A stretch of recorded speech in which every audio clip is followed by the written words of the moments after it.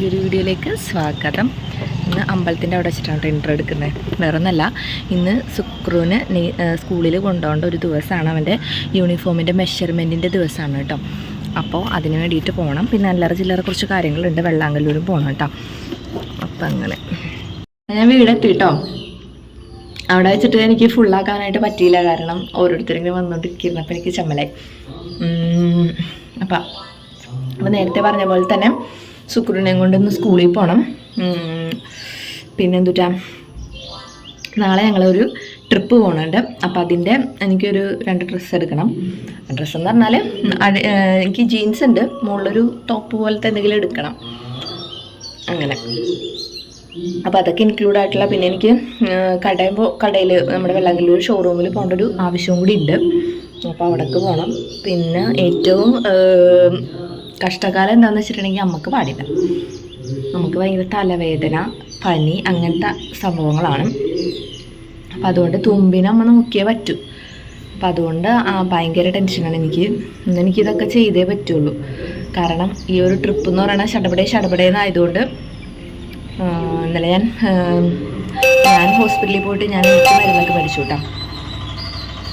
കാരണം നമ്മൾ ഒരിടത്ത് പോകണമല്ലേ, മക്കൾക്ക് വലിയ കുഴപ്പമില്ലയെന്ന് പറയാം അങ്ങനെ. അപ്പോൾ അത്രേ ഉള്ളൂ ഇന്നത്തെ ആ ഒരു വീഡിയോസൊക്കെ. ഫുള്ളായിട്ട് കാണാം. കണ്ടിട്ട് ഇഷ്ടമായെങ്കിൽ എല്ലാവരും ലൈക്ക് ചെയ്യുക, പിന്നെ ഒന്ന് സബ്സ്ക്രൈബ് ചെയ്ത് സപ്പോർട്ട് ചെയ്യുക. അപ്പോൾ നമുക്ക് ഓരോന്നോരോന്നായിട്ട് കാണാം കേട്ടോ. വീട്ടിൽ പോണ വഴിക്ക് ആദ്യം തന്നെ ചെയ്തത് മെഡിക്കൽ ഷോപ്പിൽ കയറിയിട്ട് ആവശ്യത്തിനുള്ള മരുന്നുകളൊക്കെ മേടിക്കാനാണ് കേട്ടോ, പ്രത്യേകിച്ച് കുട്ടികളുടെ. പിന്നെ ഞാൻ വിക്സും കാര്യങ്ങളൊക്കെ വാങ്ങിച്ചിട്ടുണ്ടായിരുന്നു കേട്ടോ. മുനിദീപ എങ്ങനെയുണ്ട് പാടേത്?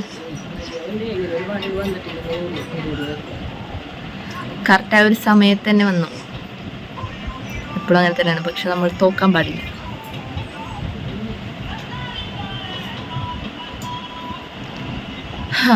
അപ്പം വീട്ടിലോട്ടൊക്കെ വന്ന്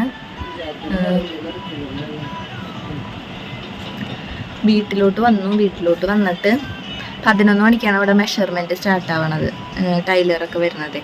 അപ്പം 11 മണിക്ക് ശേഷം അവിടെ എത്തിയാൽ മതി. അപ്പോൾ അവിടെ എത്തിയിട്ട് സുക്കൂറിൻ്റെ നഴ്സറിയിൽ ആളുണ്ട്, വേണമെങ്കിൽ ഞാൻ അവിടെ ആക്കിയിട്ട് പോകും. വേണമെങ്കിൽ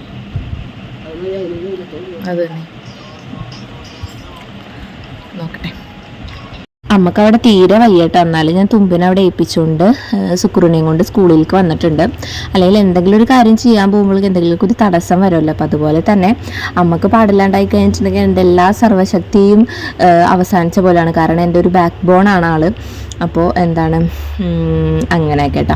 അപ്പം അമ്മനെ അവിടെ ഏൽപ്പിച്ചിട്ട് ഞങ്ങളിതേ സ്കൂളിലേക്ക് വന്നിട്ടുണ്ട്. സ്കൂളിലേക്ക് വന്നപ്പോൾ തന്നെ സുക്രുവിനെ ആദ്യം ആകർഷിച്ചത് ഈ ഒരു കുതിരയാണ് കേട്ടോ. അവൻ്റെ സ്കൂളിൽ എന്തിട്ടാണ് രാവിലെ തന്നെ നമ്മുടെ കുതിരയുടെ സവാരി ഉണ്ട്. അപ്പോൾ ടീച്ചർ പറഞ്ഞിട്ടുണ്ടായിരുന്നു ഒരു 8 മണിക്ക് മുന്നേ വരുവാണെങ്കിൽ കൊച്ചിനെ കൊണ്ട് അങ്ങനെ റൈഡ് ചെയ്യിപ്പിക്കാമെന്നൊക്കെ പറഞ്ഞിട്ടുണ്ടായിരുന്നു കേട്ടോ. അപ്പോൾ ഞാൻ 8 മണിക്കൊന്നും വരാൻ പറ്റിയില്ല. അപ്പോൾ കുതിരനെ കാണിച്ചു കൊടുത്ത് ഞാൻ സംതൃപ്തി അടയിച്ചു കേട്ടോ. പിന്നെ കുറേ കുട്ടികളൊക്കെ ഉണ്ടായിരുന്നു. പിന്നെ അവിടെ തായമാർ ഓരോ കുട്ടികളൊക്കെ എടുത്തിട്ട് എന്നിട്ടാണ് കുതിരനേക്ക് ഇങ്ങനെ തൊട്ട് കാണിക്കുന്നുണ്ടായിരുന്നു കേട്ടോ. അപ്പോൾ സുക്രുവിന് ഞാൻ വിചാരിച്ച അത്ര പേടിയൊന്നും ഉണ്ടായില്ല എനിക്ക്, എന്നാലും പക്ഷേ എനിക്ക് നല്ല പേടിയായിരുന്നു കേട്ടോ. അങ്ങനെ അതൊക്കെ ഷൂട്ട് ചെയ്തതിന് ശേഷം സുക്രുവിൻ്റെ സമയമായിട്ടുണ്ട്. അതിൻ്റെ ഉള്ളിൽ കയറിയിട്ട് മെഷർമെൻറ്റ്സ് ഒക്കെ എടുത്തു കേട്ടോ. അതത്ര നേരമൊന്നും ഉണ്ടായിരുന്നില്ല. ഞാൻ വിചാരിച്ചു സുക്രു കരയുന്നു, പക്ഷേ സുക്രു നല്ല അവർ കുറേ കാര്യങ്ങളൊക്കെ ചോദിച്ച് ഇങ്ങനെയൊക്കെ അതൊക്കെ കഴിഞ്ഞു കേട്ടോ. പെട്ടെന്ന് തന്നെ ആ ഒരു മെഷർമെൻറ്റും കാര്യങ്ങളൊക്കെ കഴിഞ്ഞു. ഇനിയിപ്പോൾ ബുക്കിന് വേണ്ടിയിട്ടായിരിക്കും അടുത്ത വിളി വരാം. അങ്ങനെ ഇതാണ് കേട്ടോ സുക്രുവിൻ്റെ സ്കൂൾ എന്ന് പറയുന്നത്. അത്യാവശ്യം നല്ല പോലെ ഓടിക്കളിക്കാനുള്ള പ്ലേ ഗ്രൗണ്ടും കാര്യങ്ങളൊക്കെ ഉണ്ട്. നമ്മുടെ അടുത്ത് തന്നെ ആയതുകൊണ്ടാണ് കേട്ടോ ഇവിടെ ചേർത്തത്. കാരണം നമുക്കൊരു 10 മിനിറ്റ് അടുപ്പിച്ച് ദൂരം. നമ്മുടെ എന്താണ് സ്കൂൾ യൂണിഫോം മെഷർമെൻ്റ് ഒക്കെ കഴിഞ്ഞു. ഇനി നേരെ ഞങ്ങൾ വെള്ളാങ്കല്ലൂർക്ക് സൂചേൻ്റെ അടുത്തേക്ക് പോവാണ് കേട്ടോ. കുഞ്ഞിട്ടാട്ടി കൊടുത്തേ. അങ്ങനെ ഞാൻ സുക്രും വെള്ളാങ്കല്ലൂർക്ക് വന്നു. കുറച്ചേരം അവിടെ ഇരുന്ന് കുറച്ച് പണികളൊക്കെ ഉണ്ടായിരുന്നു കേട്ടോ എനിക്ക്. അങ്ങനെ ഞാൻ സുധിച്ചേട്ടനും കൂടെ ഇരിഞ്ഞാലക്കുട ഫെസ്റ്റിവലിക്ക് പോവാണ് കേട്ടോ. നമ്മുടെ കല്യാൺ ജ്വല്ലേഴ്സിൻ്റെ ഒരു സ്റ്റുഡിയോ പോലത്തെ ഒരു സംഭവം തുടങ്ങിയിട്ടുണ്ട് ഇരിഞ്ഞാലക്കുടയിൽ. ആരെങ്കിലും പോയിട്ടില്ലെങ്കിൽ ഒന്ന് പൊക്കോളൂ കേട്ടോ. നല്ല അടിപൊളി കളക്ഷനാണ്. അപ്പോൾ അതിൻ്റെ അടുക്ക് പൊരിഞ്ഞ വെയിലത്താണല്ലേ പോകുന്നത്. സുക്രുവിനെ കൊണ്ടാണ് ഞങ്ങൾ പോകുന്നത് കേട്ടോ. കാരണം ഞങ്ങൾക്ക് പോണ വഴി പുത്തഞ്ചിറ ചേച്ചിയുടെ അടുത്തൊന്ന് കയറണമെന്നുണ്ടായിരുന്നു. അങ്ങനെ എന്ത് ചെയ്ത് പോണ വഴിക്ക് നമ്മുടെ കക്കിരിക്ക ജ്യൂസ് കുടിച്ചിട്ടുണ്ട് കേട്ടോ. ഇപ്പോൾ ചൂടുകാലത്ത് കക്കിരിക്കയും കുമ്മട്ടിങ്ങയൊക്കെ അല്ലേ രാജാവിൻ്റെ അഗ്നിയൊക്കെ. അങ്ങനെ അതേ കക്കിരിക്ക ജ്യൂസ് കുടിച്ച് നമ്മുടെ ഫാസി എത്തിയിട്ടുണ്ട് കേട്ടോ. അടിപൊളി കളക്ഷനാണ്, എനിക്ക് നന്നായിട്ട് ഇഷ്ടപ്പെട്ടു.